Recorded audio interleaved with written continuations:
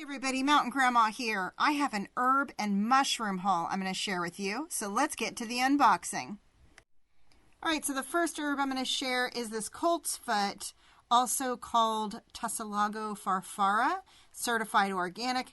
If there's a sale, love a sale. So I got a bunch of this, and I'm going to share a couple of different books and what it says about it, so you'll see information on what it's good for, as well as doses and contraindications. Remember, do your own research, guys. I'm just sharing with you what I bought and what I plan on using it for, but I am not a doctor and I'm not pretending to be one. So make sure that you do your own research and you're careful about any herbs that you use for yourself or encourage others to use. But this colt's foot is great for respiratory coughs. It's mucilaginous. So I was thinking for what I plan on doing is making maybe a throat spray with it. You can also use this as a tea, but I'm making a tincture. Topically, since it's anti-inflammatory and antiseptic, it's also great for burns or minor wound care and eczema. So I don't know, maybe I'll decide to infuse it in oil and make a soap with it or something too. But definitely we'll be doing the tincture and the throat spray. All right, let's move on to the next one. All right, licorice root. I don't know how to say this. Glycyrrhiza glabra. Again, another sale thing. I bought this because there are a lot of traditional Chinese medicine formulas that incorporate a small percentage, like a tiny bit of licorice root as a synergistic herb that helps the whole formula to be more effective. So I like to have it on hand for that, but it's great for digestive issues, acid reflux, helps with coughs and bronchitis. It's, again, like I mentioned, supports other herbs when used in small amounts in formulas. You really need to be careful with using this if there's any of these contraindications you see here.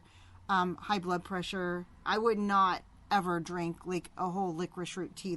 That can be dangerous even.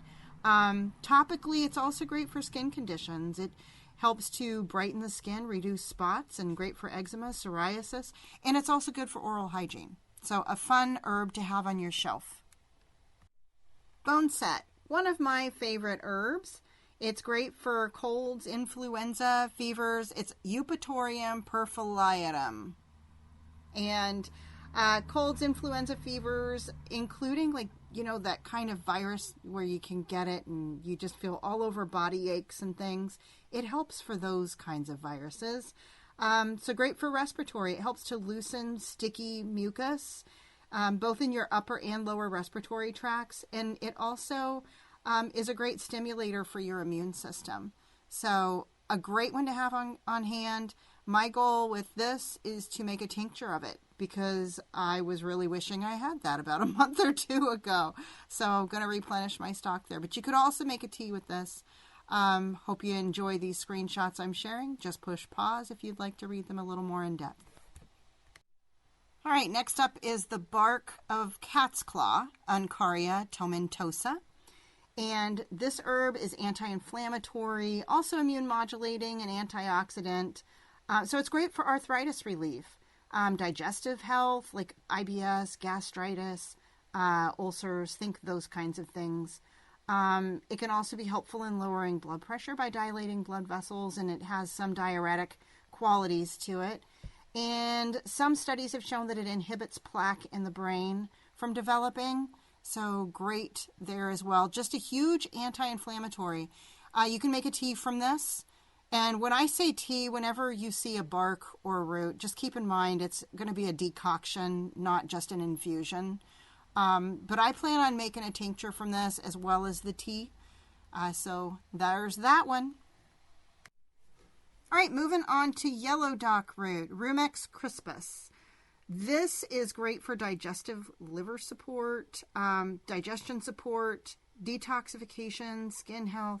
It's a blood purifier, and it helps the body to eliminate waste toxins.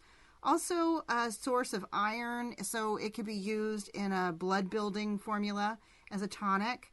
It's also high in anti-inflammatory qualities. In other words, great for rheumatism. Also said to be great for gout and overall inflammation. I will be making a tincture with this, and you can also make this as a tea, decoction, since it's a root. But this is another great one. Again, do your own research. Don't just go and try these herbs without looking into them and talking with a professional. Wild yam root, Dioscorea villosa. This is a newer herb to me, so I've just begun using this one, but it's great for reducing inflammation. Also helpful with like menopause symptoms, like reducing hot flashes and night sweats, those kinds of things. It's a great anti-inflammatory that helps with arthritis and joint pain. And studies show that it may also be helpful with bone health and regulating blood sugar levels. So I've heard a lot of great things about this. Again, do your own research and push pause if you'd like to read these texts a little more closely. I will put the reference information of what books it is that I'm sharing here down in the description box below. All right, Chinese skullcap root, Scutellaria bicalensis. This is not the same as the Western skullcap that is Laterifolia sinensis. So keep that in mind. This one is also another great anti-inflammatory herb, antioxidizing, antibacterial, antiviral. Great for arthritis, and another great one for respiratory health, including asthma. Also helpful for fevers, coughs. It is liver protective and is believed to calm the mind, including treatment for anxiety, and like its, I want to say sister herb, the Laterifolia sinensis. It promotes good sleep and is said to be great for hypertension. Frankincense resin powder, Boswellia sacra. Please be careful. Do not purchase this. There are different kinds of Boswellia out there. It can make it very confusing. Topically, any of them would probably be great for your skin. I plan on making an oil with this and also using this as a tincture and tea. But it's anti-inflammatory, great for chronic inflammation, arthritis, asthma, IBS, those kinds of things. Well, thank you all so much for watching all of the herbs. Now we're going to move on to the mushroom share that I want to unbox and share with you. Now for the mushroom share, these pink oyster mushroom kit. This is by Forest Origins. You can check them out online, and these were gifted to me, and I'm super thankful for that. I'm going to take you along with me while I get these started. According to the instructions, you are supposed to cut an X on top that each line is about 2 inches long, so I totally eyeballed it here. And then you are to add 3 tablespoons of water. They provide a nice little spray bottle for you, and 2 tablespoons is about an ounce. So you want to use a little more than half of this, or you could just measure out 3 tablespoons too, and it'd probably be a lot quicker than the way that I did it. But you're also supposed to scrape the top of it just so that, moisture comes in contact, I guess, with the material below the top. And once you get that done, they say to put this in indirect sunlight.